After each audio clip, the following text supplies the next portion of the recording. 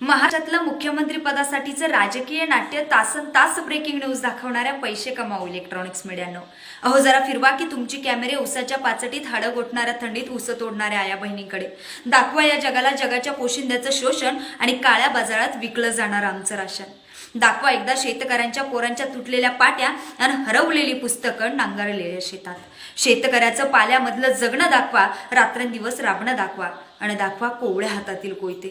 लोकशाहीचं मरण दाखवा, शेतकऱ्याचं सरण दाखवा, कोरडं ठाक धरण दाखवा, भ्रष्टाचाराचं कुरण दाखवा, विजेचा लपंडाव दाखवा, विहिरीचा तळ दाखवा आणि कर्जाच्या बोजानं शेतकऱ्याच्या पाठीवर पडलेलं वळही दाखवा आणि दाखवा शेतकऱ्याच्या सोन्यासारख्या पिकाला मिळालेला मातीमोल भाव दाखवा आणि मग हातात माईक घेऊन हा देश कृषीप्रधान देश आहे असं पुन्हा एकदा म्हणून दाखवा.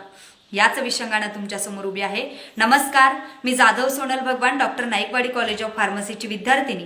पंचप्राण युवा फाउंडेशन महाराष्ट्र राज्य आयोजित वक्तृत्व स्पर्धेत विषय मांडते जगाचा पोशिंदा शेतकरी. ना बिरला न बाटा न बाटा न टाटा, न बिरला न बाटा न बाटा न टाटा आणि खऱ्या अर्थानं शेतकरी हाच समाजाचा बायोडाटा. विषयाची सुरुवात करत असताना मला आठवतात ते जगद्गुरु तुकोबराय, ज्यांनी आपल्याकडे घाण असलेली शेतकऱ्याची 7 बारे इंद्रायणीमध्ये बुडवून त्यांना कर्जमुक्त केलं. विषयाची सुरुवात करत असताना मला आठवतात ते छत्रपती शिवाजी महाराज, ज्यांनी गवताच्या काडीला सुद्धा महत्त्व देऊन खऱ्या अर्थानं शेतकऱ्यांचं राज्य निर्माण केलं. विषयाची सुरुवात करत असताना मला आठवतात ते महात्मा ज्योतिराव फुले, ज्यांनी याआधीच इंग्लंडच्या राणीच्या दरबारात सांगून ठेवलं होतं की माझ्या शेतकऱ्याच्या बळीराजाच्या समस्या जाणून घ्या. विषयाची सुरुवात करत असताना मला आठवतो तो यूपी मधला शेतकरी, ज्याच्या वाटेला कर्जमाफीमध्ये फक्त 93 रुपये 9 पैसे इतकी कर्जमाफी आली. अहो गद्दार आहे इथली कर्जमाफी, जी आजपर्यंत फक्त कागदावरच उतरलेली आहे. सर मला आठवतंय आमच्या गणिताच्या पुस्तकात आम्हाला एक प्रश्न असायचा की शेतकऱ्याच्या राम्यानं अमुक अमुक व्यापाराकडनं अमुक अमुक दराने कर्ज घेतलं आणि तेच कर्ज तो शेतकऱ्याचा राम्या त्या व्यापाराला 2 वर्षानंतर किती टक्क्यासहित परत करेल. परंतु महोदय, आम्हाला असा प्रश्न कधीच आला नाही की अमुक अमुक व्यापारानं शेतकऱ्याच्या राम्याकडनं अमुक अमुक दराने कर्ज घेतलं आणि तेच कर्ज तो व्यापारी शेतकऱ्याच्या राम्याला 2 वर्षानंतर किती टक्क्यासहित परत करेल.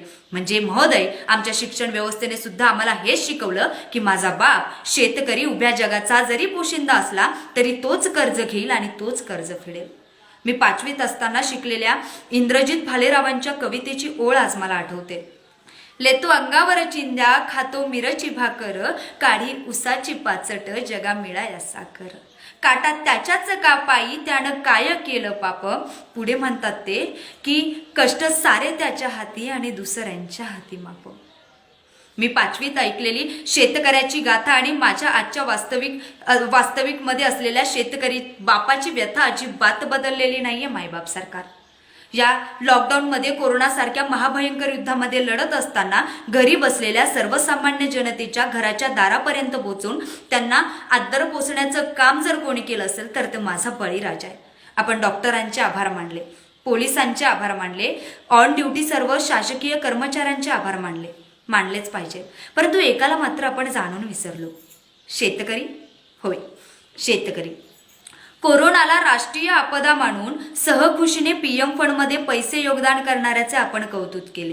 परंतु आपल्या 3 एकर शेतातून गोरगरिबांची 1 महिन्याची सोय व्हावी म्हणून 1 एकर शेतातील उत्पन्न दान करणाऱ्या साताऱ्यातील शेतकऱ्याला मात्र आपण विसरलो. आता ही कोरोनाची कथा आणि माझ्या बापाची व्यथा संपेल का हा चिंतेचा प्रश्न बनलाय. अहो विकासाचा नारळ फोडण्यासाठी तुम्ही आमच्या जमिनी वापरल्या, मात्र खोबरं तर तुम्हालाच मिळालं आणि आम्हाला मात्र घोटभर पाण्यासाठी सुद्धा रडावं लागलं. ही इथली आमची खरी दयनीय अवस्था आहे.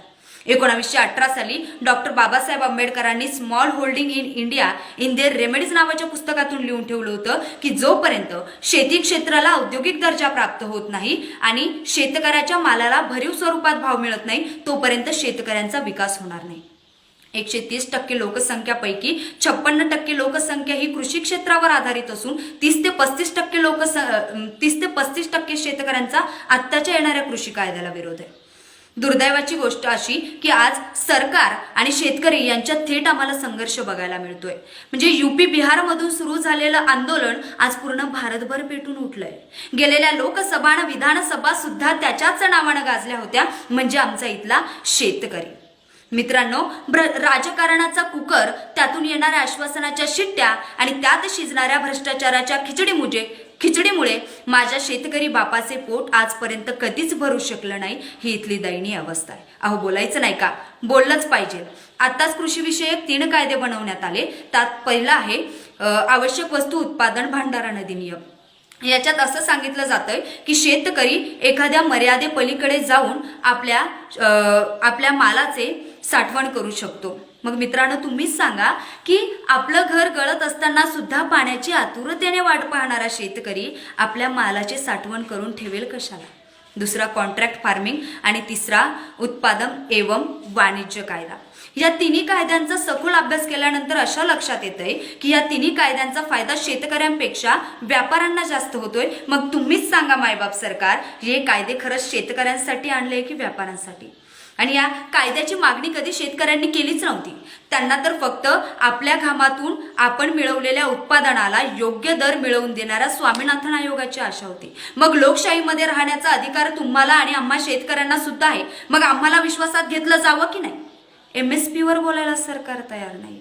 मरते हे किसान मरने दो, सुशांत थोडी नाही. और उजड़ते हे खेत खलिया उजड़ने दो, कंगना का मकान थोडी नाही. मग अशी भूमिका घ्यावी लागते. मग आता शेतकऱ्याच्या पोरांनी वावर आहे तर पावर आहे असं म्हणत हिंडत बसण्यापेक्षा आपल्या असलेल्या वावरामध्ये पावर कशी निर्माण करता येईल याचा विचार केला पाहिजे. तंत्रज्ञान नावाच्या बंदिस्त शब्दाला आपल्या बापाच्या बांधापर्यंत पोहोचवून खऱ्या अर्थानं विकासाला सुरुवात केली पाहिजे. गंगा की कसम यमुना की कसम ये ताना बाना बदलेगा, रावी की रवानी बदलेगी और जोश में अगर होश होगा तो जालिम का जमाना बदलेगा. कुछ तुम बदलो कुछ हम बदले, आओ मिलकर किसान की जिंदगी बदले.